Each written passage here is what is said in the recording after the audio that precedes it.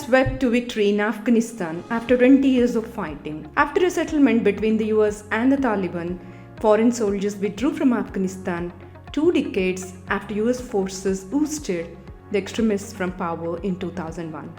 Thousands of people have been killed and millions have been displaced as a result of the violence. Afghanistan, which is landlocked and mountainous, has seen such chronic instability and conflict throughout its recent history that its economy and infrastructure are in shambles, and many of its citizens have become refugees. Before we predict the future of Afghanistan, let's look at the events that led to the US invasion. On September 11, 2001, Al-Qaeda hijacked 4 commercial airlines and crashed them into the World Trade Center in New York and the Pentagon in Washington, D.C., and the last plane crashed in a field in Shanksville, Pennsylvania. About 3,000 people died in these attacks. Then President George W. Bush vowed to win the competitive war against terrorism and got his complete focus on Al-Qaeda and Osama bin Laden in Afghanistan. In 2008, in 2 separate incidents, hundreds of civilians were killed. This led President Obama to send 17,000 more troops to the war zone that aimed to disrupt, dismantle, and defeat Al-Qaeda and all of its haven. Finally, Al-Qaeda leader Osama bin Laden was killed on May 1, 2011 by US forces in Pakistan. He was the one responsible for the 9/11 attacks in New York and Washington. This led to the withdrawal of overall 30,000 US troops in Afghanistan. Despite grave concerns from Afghan officials about the government's vulnerability to the Taliban without international support, Joe Biden, the new US president, announced in April 2021 that all American forces would leave the country by September 11th, exactly 2 decades after the World Trade Center was destroyed. Following this, on August 15, 2021, the Taliban forces captured the capital Kabul and took over the presidential palace hours after President Ghani escaped the country. This led to rapid capture of all but 2 provincial capitals and seized border crossings.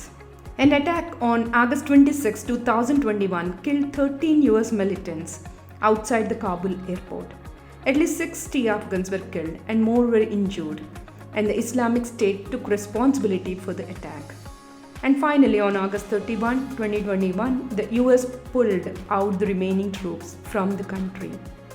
The mayhem is caused by Taliban, and the country is in shambles with women's rights, human rights, and political liberties at stake. But who is the Taliban?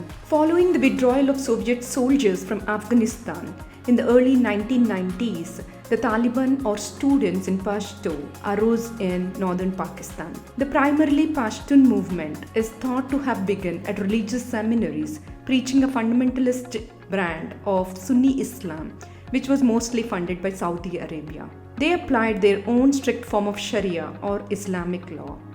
They have established a leadership hierarchy with the leader as Mawlavi Hibatullah, who has ultimate authority on political, religious, and military affairs. The Taliban appear to adapt their tactics from complicated strikes in cities and on military outposts to a wave of targeted assassinations that terrorized Afghan people in the year following the US-Taliban Peace Pact of February 2020, which was the culmination of a protracted period of direct discussions.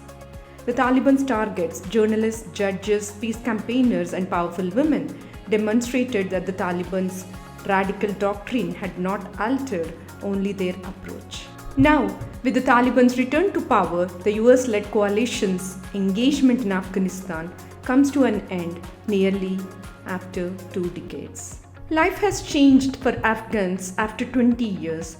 Millions of people have been forced to evacuate their homes due to years of conflict, with some seeking shelter in neighboring countries or requesting asylum elsewhere. Many people have been uprooted and made homeless in Afghanistan, while millions more are suffering from poverty and famine. More than 400,000 people were uprooted by war last year. Since 2012, over 5 million people have abandoned their homes and have been unable to return. Afghanistan has the world's 3rd largest displaced population, according to the UN's Human Rights Organization.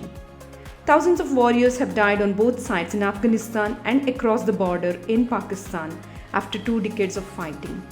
Civilians have also been killed in the fighting as a result of coalition airstrikes, and Taliban targeted attacks. Before the Taliban surged through the country, the number of civilian casualties in 2021 was already much greater than in the same period in 2020. The 20-year war from the US has definitely turned out to be very costly. It is certainly difficult to estimate the number of lives lost. Coalition casualties are far better documented than Taliban and Afghan civilians. According to Brown University research, the Afghan security forces have suffered 69,000 casualties. The number of civilians and militants killed is estimated to be 51,000 each. Since 2001, more than 3,500 coalition soldiers have been killed, with almost two-thirds of them being Americans. Over 20,000 American servicemen have been injured. Afghanistan has the world's third largest displaced population according to United Nations. According to Brown University and other sources, US spending on the conflict is estimated to be around $2 trillion, including military and rehabilitation funding in both Afghanistan and Pakistan. According to the UN's Office for Humanitarian Affairs, more than 30% of the population is food insecure to the point of emergency or catastrophe. Many people's lives in Afghanistan has improved in the last 20 years. However, women have witnessed some of the most significant developments. 2.4 million females were enrolled in school in 2003. This number has risen to over 3.5 million, with women accounting for around a third of students at public and private universities. But now, there is fear that the women's rights and education will suffer again as the Taliban takes control. What could happen next? It's still unclear how the Taliban intend to administer Afghanistan. Women have a bleak future ahead of them. Suhail Shaheen, a Taliban spokesman, says the group will respect women's and minorities' rights as per Afghans' customs and Islamic values. The insurgents had declared an amnesty across Afghanistan and stated that women should be allowed to join their administration. However, under Taliban rule, women's ability to work, dress as they choose, and even leave home alone is a source of concern. Another significant concern is that the country will once again be used as a terrorist training ground. Officials from the Taliban have stated that they will completely implement the US agreement and will prevent any group from utilizing Afghan soil as a base for operations against the US and its allies. They claim that their primary goal is to establish an Islamic government and that they will not constitute a threat to other countries. However, many observers believe the Taliban and Al-Qaeda are inextricably linked, and with Al-Qaeda fighters actively integrated and engaged in training. It's also worth remembering that the Taliban isn't a centralized, cohesive force. It's also uncertain how powerful Al-Qaeda is and whether it can now re-establish its global network. There is also a possibility for the civil war to start. Although we see so many uncertainties and cannot exactly predict the future, many political critics and analysts said that the US has waged a war for 20 years, which led to worse outcomes than good results. The US President Biden is facing staunch criticism that he did not plan the withdrawal correctly and gave more power to the Taliban that caused turmoil in Afghanistan today.